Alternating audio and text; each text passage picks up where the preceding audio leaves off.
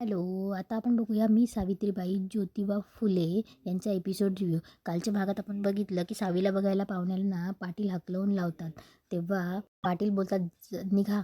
तेव्हा मुलाची आई बोलते की जातो जातो. तुमच्या या पोरीला कडी कोणकं लावून घरातच ठेवा. आई यल्लम्मा तुमच्याकडे बघून घेईल असं बोलते. पाटील पुन्हा बोलतात की जाता का. तेव्हा सगळे निघून जातात. तेव्हा लक्ष्मी रडत असते आणि बोलते की नका हो असं माझ्या पोरीबद्दल मंगाळ बोलू. तेव्हा लक्ष्मी बोलते मी हात जोडते अशा शिवाय शब्द का नका देऊ माझ्या पोरीला. तेव्हा लक्ष्मीला हे सगळं टेन्शन आलेलं असतं आणि लक्ष्मी खाली पडते. तेव्हा सावी पटकन आवाज येते आई. तेव्हा सावी पटकन आईकडे धावत जाते. लक्ष्मीला उठवण्याचा प्रयत्न करते. सावी रडत असते आई उठ आई उठ पण लक्ष्मी काही हालचाल करत नाही. तेव्हा पाटील बोलतात ओ पाटलीनबाई उठताय ना. तेव्हा पाटील बोलतात की अक्का मी वैद्यासनी बोलावं धाडवतो. तेव्हा सावी बोलते आबा म्या जाऊ का. तेव्हा पाटील बोलतात नको लेकरा मी माधवाला पाठवतो. तेव्हा आबा पटकन माधवाला आवाज देऊन वैद्याला आणायला बोलवतात. तेव्हा पाटील पटकन माधवाला सांगतात की जा पटकन वैद्याला घेऊन ये. तेव्हा पंतोजी बाहेरच उभं असतात. तेव्हा पंतोजी बोलतात की पाटील मी काय म्हणतो इतका राग नको नाही बरा पोरीच्या बापाने. इतकी चौकस राहाल तर हाती गाळच येईल. आणि हे शब्द सावी ऐकते. उत्तम घरदार श्रीमंत आणि काय पाहायचं असतं हो? मुलाचं वय ते सगळं नंतर. तेव्हा पाटील बोलतात पंतोजी तो पोरका बघितला तुम्ही 4 लग्न झालेला वाटत होता एवढा थोरडा होता. अहो आपल्या पोटची लेक आहे आपणच विचार करायला पाहिजे. तेव्हा पंतोजी बोलतात की अहो काय विचार करायचा पाटील. अहो 2 वेळा उत्तम जेवायला मिळालं लिहायला नेसायला मिळालं तर झालं काय लागतं. तेव्हा पाटील बोलतात की पंतोजी तुमचा विचार वेगळा असेल पण माझं म्हणणं आहे की जे काय असावं ते खरं ते सांगावं सचोटीने वागावं. अहो फसवायला निघाली होती माणसं म्हणून माझं डोकं फिरलं. तेव्हा पंतोजी बोलतात की तरी देखील मला असं वाटतं की उगीच रागवलात तुम्ही. तेव्हा पंतोजी बोलतात की पाटील बघितलं ना काय झालं. घेरी येऊन पडल्या पाटलीनबाई. पाटील तुम्हाला नाही म्हणून सांगत मुलीच्या बापाची मान खालीच हवी. बघा आता तुम्हाला काय वाटतं ते. तेव्हा सावीला हे ऐकून रडायला येत असतं. तेव्हा पंतोजी बोलतो की येतो मी म्हणजे थांबलो असतो पण रमाच्या लग्नाची जरा लगबग आहे ना बघावं लागेल. तेव्हा पंतोजी हात जोडून काळजी घ्या म्हणून चालले जातात. इकडे अक्का बोलते की लक्ष्मी अगं उठ क. तेव्हा लक्ष्मी डोळे उघडते आणि बोलते मालक कुठे आहे. तेव्हा अक्का बोलते की ते बघ आलाच की खंडोजी आणि बघ तुझी लेखही आली. तेव्हा सावी बोलते की आई. तेव्हा पाटील विचारतात की बरं वाटतं का. तेव्हा लक्ष्मी हो बोलते. तेव्हा अक्का बोलते हे बघ सावी तुझ्या भावासनी घेऊन जा आणि त्यांना काही खायला घाल ग आणि तू बी खा बरं का. तेव्हा सावी त्याच्या भावंडांना घेऊन जाते. तेव्हा सगुणा बोलते की भाताची पेज करून आणू का. तेव्हा लक्ष्मी बोलते नाही तोंडाला चव नाही. तेव्हा सगुणा बोलते की मग हळदीवाला दूध करून आणते. तेव्हा सगुणा पटकन दूध घ्यायला जाते. इकडे पाटील लक्ष्मीला उठवून बसतात. तेव्हा लक्ष्मी हळूच उठते आणि विचारते की पाहुणं. तेव्हा पाटील बोलतात की खदाडलं येशीच्या बाहेर. तेव्हा लक्ष्मी रडायला लागते आणि बोलते कसं होणार हो. माझ्या सावीचं गावात बोंबाटा होईल. माझी पोरगी पाटावरनं उठली सुपारी फुटता फुटता राहिली. तेव्हा लक्ष्मी बोलते पाहुणे ते काय गप्प बसणार आहेत. 1000 तोंडानं बोलायला लागतील. माझ्या पोरीच्या नावाला बट्टा लागला हो. तेव्हा पाटील बोलतात अहो काय पट्टा लागला नाही. तेव्हा लक्ष्मी बोलते वंगाळ झाला आणि रडायला लागते. तेव्हा पाटील बोलतात काय वंगाळ झालं नाही. सावीची आई उलट बरं झालं. आई अंबाबाई पावली म्हणा त्यांचं बिंग फुटलं. वेळेत खरं कळालं. तेव्हा लक्ष्मी बोलते शिव्या साप देऊन गेले माझ्या पोरीला. तेव्हा पाटील बोलतात अहो कावळ्याच्या शापाने गाय मरते का. तेव्हा लक्ष्मी बोलते जरा समजुतीने घ्यायचं होतं ना तुम्ही पण. तेव्हा पाटील उठून ओरडतात आणि बोलतात की अहो काय समजुतीने घ्यायचं होतं. केवढा थोराट पोरगा आणला होता त्यांनी रेड्यासारखा सावीसाठी. त्या रेड्याच्या संग सावीचं लगीन लावण्याऐवजी तिला येरीत ढकललं असतं मी. तेव्हा लक्ष्मी बोलते अहो काय बोलताय तुम्ही. तेव्हा ती अक्काला बोलते तू सांगा तुम्ही तरी. तेव्हा अक्का बोलते की अरे खंडू काय बोलतोय. जरा वंगाळ बोलताना विचार तरी करायचा ना. आत्ताच सावरली ती. इकडे सावी त्याच्या भावंडांना जेवायला वाटते. तेव्हा सदा बोलतो अक्के तू पण खा की. तेव्हा सावी बोलते नाही न ग. आणि हां तुम्ही खा आणि काही लागलं तर मला आवाज द्या हां. तेवढ्यात सगुणा येते आणि बोलते की अगं काळजी नको करू मी आहे की. जा तू जा आईकडे बघ. तेव्हा सावी जायला लागते. तेव्हा सखा बोलतो की अक्के तुझं लगीन मोडलं. तेव्हा सावी एकदम शांत होते. तेवढ्यात सगुणा सावरते आणि बोलते असं काही घडलं नाही बरं का. उलट तुझ्या हक्कीचं धूमधडाक्यात लगीन होणार आहे. इकडे अक्का बोलते अरे खंडूजी असं कसं चालेल. अरे आपल्या सावीबरोबरच्या सगळ्या पोरींची लग्न झाली. तेव्हा लक्ष्मी बोलते की जरा समजुतीने घेतलं असतं तर बरं झालं असतं ना. त्या मध्यस्थीलाच हाणलं तुम्ही. आता तो आणेल का सावीसाठी स्थळ आणि दुसरं कोणी हिंमत करेल का सावीसाठी स्थळ दाखवायला पाटलांच्या घरी. सर्व समजा उरफट होऊन बसलं. तेव्हा पाटील बोलता काय उरफट बिरफट होऊन नाही बसलं, आणि झालं तर मी खमका आहे, मी बघून घेईल सगळं. तेव्हा लक्ष्मी बोलते हे असं असतं यांचं.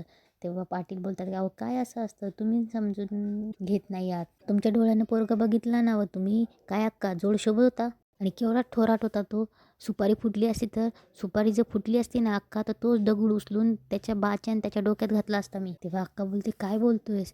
तेव्हा पाटील बोलतात की माझे पोर काय रानातला भाजीपाला वाटला होय, कोणी येवान खुडून न्यावा, सोम्या गोम्याने येवान खुडून न्यावा. तेव्हा पाटील बोलतात सावीची आई तब्येत बरी नाही, तुमची विश्रांती घ्या, माझं डोसकं फिरवू नका, आणि पाटील तिथून चालले जातात. तेव्हा अक्काई बोलते लक्ष्मी अगं त्या वामनरावांनी सांगायला पाहिजे होतं की नाही, ते जर झालं सांगितलं असतं तर ही हांबरी तुंबरी झाली असती का. तेव्हा लक्ष्मी बोलते मी लय हरकून गेले होते, आता काय होईल. तेव्हा अक्का बोलते नका जीवाला लावून घेऊस ग, जे होईल ते चांगलंच होईल. तेव्हा लक्ष्मी बोलते मी एकदा बोलून बघू का सगुणाबाईंशी. तेव्हा अक्का बोलते न ग तू काय बी बोलू नको, आता आपण समधी चौकशी करूया आणि मग खंडूला सांगूया. तेव्हा लक्ष्मी बोलते बरं तुम्हाला जे योग्य वाटेल ते तुम्हीच करा, पण आज सगुणाबाईच्या समोरच सगळा तमाशा झाला. आता माझ्या पोरीचे लगीन होईल का नाही कुणास ठाऊक. तेव्हा लक्ष्मी आई अंबाबाईला पाय पडते आणि बोलते की आई अंबाबाई तू सांभाळून घे ग बाई. सावी रात्री झोपलेली असते आणि तिला आत्तापर्यंत झालेला सगळा प्रकार आठवत असतो. तिचं लग्न कसं मोडलं, तिची आई कशी बेशुद्ध पडली, पंतोजींनी कसं तिच्या आबांना समजावून सांगितलं, हे सगळं सावीला आठवत असतं आणि सावी त्याच्यातच जोरात घाबरून उठते. इकडे पाटलांना झोप येत नसते. वाड्याच्या बाहेर ते चक्रा मारत असतात. तेव्हा त्यांना लक्ष्मीचे आणि पंतोजींचं बोलणं त्यांनाही आठवत असतं. तेवढ्यात सावी येते आणि बोलते आबा. तेव्हा सावी बोलते आबा तुम्ही झोपला नाही. तेव्हा पाटील बोलतात नाही लेकरा, आत्ता पडणारच होतो. तेव्हा सावी बोलते आबा झोप नसेल येत तर काशाच्या वाटीनं पायाला तेल चोळून देऊ. आई म्हणते काशाच्या वाटीने तळवं घासलं की पायाची आग बी शांत होते आणि झोप बी शांत लागते. तेव्हा सावी बोलते आबा देऊ का घासून पाय. तेव्हा पाटील तिच्याकडे बघून त्यांच्या डोळ्यातच पाणी असतं. ते सावीला जवळ बोलवतात आणि बोलतात की सावी अचानक एवढा शहाणापणा कुठून आला ग, समजूतदारपणा. एका दिवसात माझी पोर मोठी झाली की काय. तेव्हा सावी बोलते आबा लावू का ते. तेव्हा आबा बोलतात नको लेकरा. तेव्हा सावी बोलते आबा एवढं चिडत जाऊ नका ना, तुमच्या तब्येतीला काय झालं तर मी काय करू. तेव्हा पाटील तिला जवळ घेतात आणि बोलतात ए सावी अगं काय नाही होत तुझ्या आबाला.